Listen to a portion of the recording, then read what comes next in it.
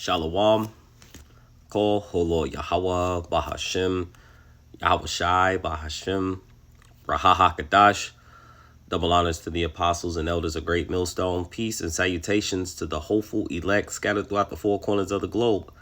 My name's Barad Debal, coming to you from the GMS camp of Indianapolis. And to all those listening and learning, to you I say Shalom, especially to you so-called blacks, Hispanics, and Native Indians that make up the 12 tribes of Israel. As you can see, some hiker dies after snake bite in Tennessee State Park. And of course, this just brings thought of what the scripture speaks on, never trust thine enemy. And of course, this is fair use. I'm going to actually start off with the scripture, and then I'm going to play the video, do another scripture, and read a fable that many people have, at this point may have heard of, and then we'll end there, and any other scriptures that the Lord has bring to me. But hopefully it's edifying, uplifting, exhorting, alarming of some sort. It brings some attention to the elect, the true believers of Yahweh Bashem Yahweh Shai. So before we get into that, let's go ahead and start off with this scripture. This is the book of Isaiah, chapter 36, verse 6. Now, in the time of Isaiah, our people, of course, we're going to be dealing with the Assyrians, and of course, the southern kingdom, Judah, with Hezekiah. The people were relying on help, from the Egyptians. And so, of course, that which is then is now. Our people in today's time here, America is also considered spiritual Egypt. And many of our people, so-called blacks, Hispanics, and Native Indians have put their trust in the ways of this system. And whether it be Trump, whether it be the army, the finances, all the things that they've acquired on this side. But this was a thought that just came to mind based off of what I'm going to show. And again, hopefully it's edifying. It's Isaiah chapter 36, verse 6. It says, Lo, it says, thou trustest in the staff of this broken reed on Egypt. All right. So Egypt is a place, this place today, America, is pretty soon going to be broken down. All right. It says, wherein if a man lean, it will go into his hand and pierce it. So pretty soon, you're looking at someone that's holding on a staff or a reed, and they're leaning upon it for stability, but eventually it breaks and it pierces through the hand. Now, of course, when you think of this thing here, we're talking about how many people are going to trust in America and their ways. And pretty soon they're going to, with all the chaos and calamities that's going to befall this place, there's going to be this mark, this chip that's going to be implemented for all the world to receive. All right. And this is a temptation, but the elect, of course, is not going to take it. OK, but they're going to trust in Egypt and eventually be, like the scriptures say, calls all, both small and great, rich, poor, to put a mark on their right hand or their forehead, which is a charagma, which goes into like an etching. Right. So, I'm just bringing the thought out as to, in modern times, people putting trust. Right. But this was a statement back then to our people. Right. It says, I'll read it again. Lo, thou trustest in the staff of this broken reed on Egypt, whereon if a man lean, it will go into his hand and pierce it. So is Pharaoh, with the king of Egypt, which today is modern day Trump. All right. To all that trust in him. OK, now the scriptures say, trust in the Lord with all thine heart and lean not into thy own understanding. In all thy ways acknowledge him, and he shall direct your path. We know that, there's a scripture, that says, lead me into the way of everlasting. Right. So our counsel, which is another thing that was stated in Isaiah, let's get it real quick. It says, take counsel, but not of me.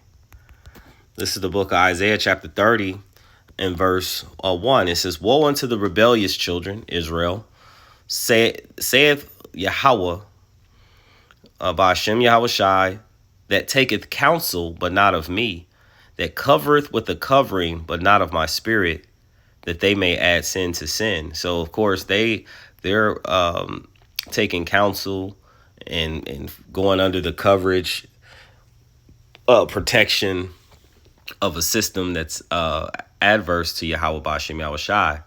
Verse 2, it says, that walketh to go down into Egypt, and have not asked of my mouth, which are the prophets, to strengthen themselves in the strength of Pharaoh, and to trust in the shadow of Egypt. Because this is but a shadow. This is a time that's just going to come today, and it's going tomorrow.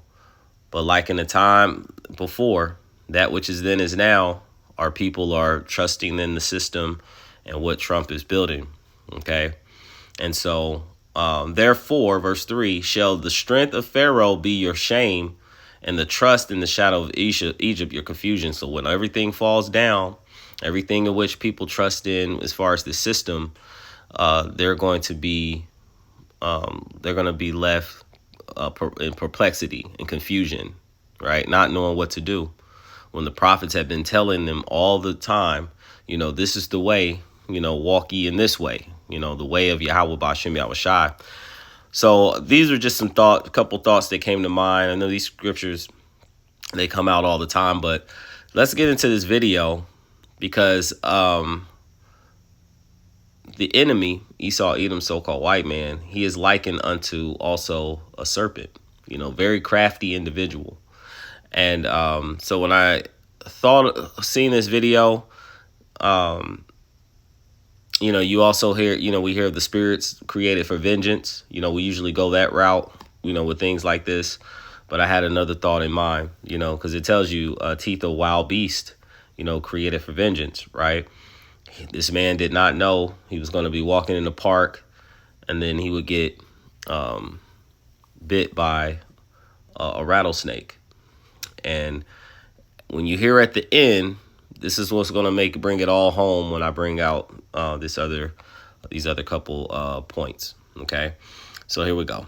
Tonight, a man is dead after being bitten by a venomous snake. Rattlesnake bites are rare in Tennessee, but their venom can be lethal. Good evening and welcome to News 2 at 5. I'm Bob Mueller. And I'm Haley Wilkes. This all happened while the man was visiting Savage Gulf State Park in Grundy County. News 2's Alexia Teropoulos explains what doctors say you need to look out for. So snake bites are pretty rare in Tennessee, actually.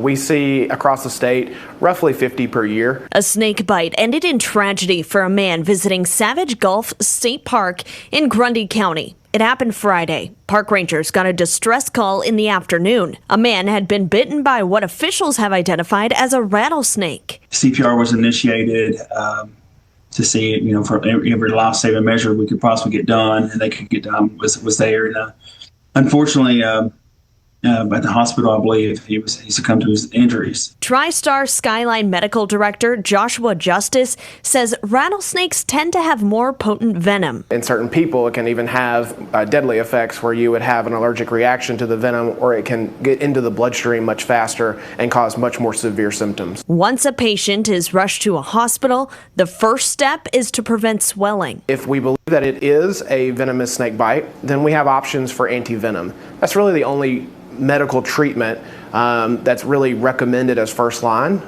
Some patients need more than one dose, which is not always available. Sometimes you're being transferred to a higher level of care, much like Skyline, so that you can get that continued observation. You can get the specialist evaluation, whether that's a toxicologist or a surgeon. Although coming across a venomous rattlesnake might not be too common, you will probably see many other snakes while hiking in our area. Well, it's probably going to happen, but the best thing to do is try to remain still, calm, back away.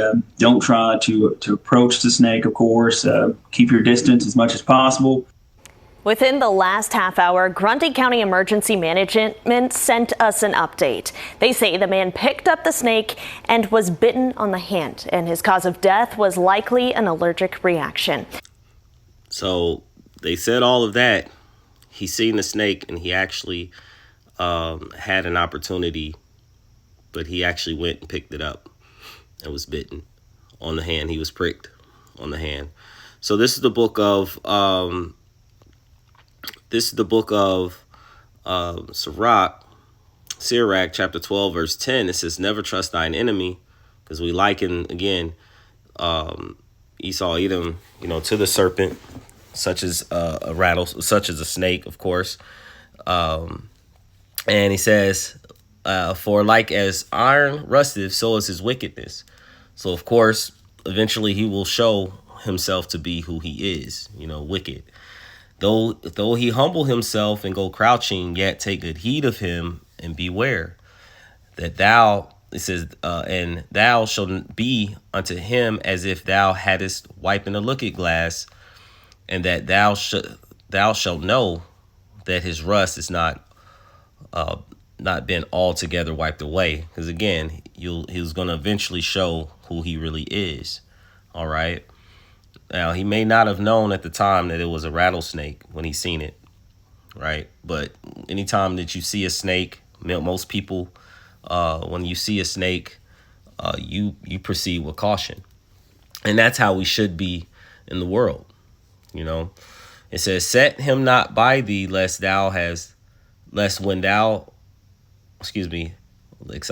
when he have overthrown thee, he stand up in thy place." And he said, "Neither let him sit at thy right hand, lest he seek to take thy seat, and thou at the last remember my words and be pricked therewith." So it just made me think, he did that, and his last thing was getting bit by the serpent and be pricked therewith, right? So he was pricked. And many people are going to trust this system, trust what he has to offer. They're going to get pricked, and they're going to receive their ultimate demise. It says, "Who shall pity a charmer that is bitten with a serpent? And any such that come nigh wild beast." So it says, "So one that goeth to a sinner and is defiled with him in his sins, who will pity?" So when you start to make alliances and agreements, though hand join in hand, the wicked shall not go unpunished. And if you start to take on the ways of these people and start to believe in their system, you're gonna receive the same judgment. It says, "For a while he will abide with thee, but if thou begin to fall, he will not tarry." So I got this fable that I want to share. He will abide with you for a while. Keep that in remembrance. It says, "An enemy speaketh sweetly with his lips, but in his heart, his mind, he imagineth how to throw thee into a pit. He will weep with his eyes, but if he find opportunity, he will not be satisfied with blood." So the enemy, though he's nice and humble, he cried with you, and he still is looking for a way to take advantage of your situation and be put in the best position. All right. So we're going to stop there. Let's get this real quick. I just found this parable, and I actually like this one. It's really the first one I came across, but and there's different variations, but this one, it hits the point. It says, this is the old woman and the snake, a parable. It says, "An old woman was walking down the road when she saw a gang of thugs beating a poisonous snake. She rescued the snake and carried it back to her home, where she nursed it back to health. They became friends and lived together for many months. One day, they were going into town, and the old woman picked him up, and the snake bit her repeatedly. 'Oh God,' she screamed, 'I'm dying. Why? I was your friend. I saved your life. I trusted you. Why did you bite me?' The snake looked up at her and said, 'Lady, you knew I was a snake, when you first picked me up. Call Halal Yahweh, Bahashem, Yahweh Shai, Bahashem, Rakakadash. Double honors to the apostles and elders of Great Millstone. Peace and salutations to the hopeful elect scattered throughout the four corners of the globe. Hope that this lesson was edifying and uplifting, alarming of some sort to the elect body of true believers. Until next time, all those listening and learning to you, I say, Shalom.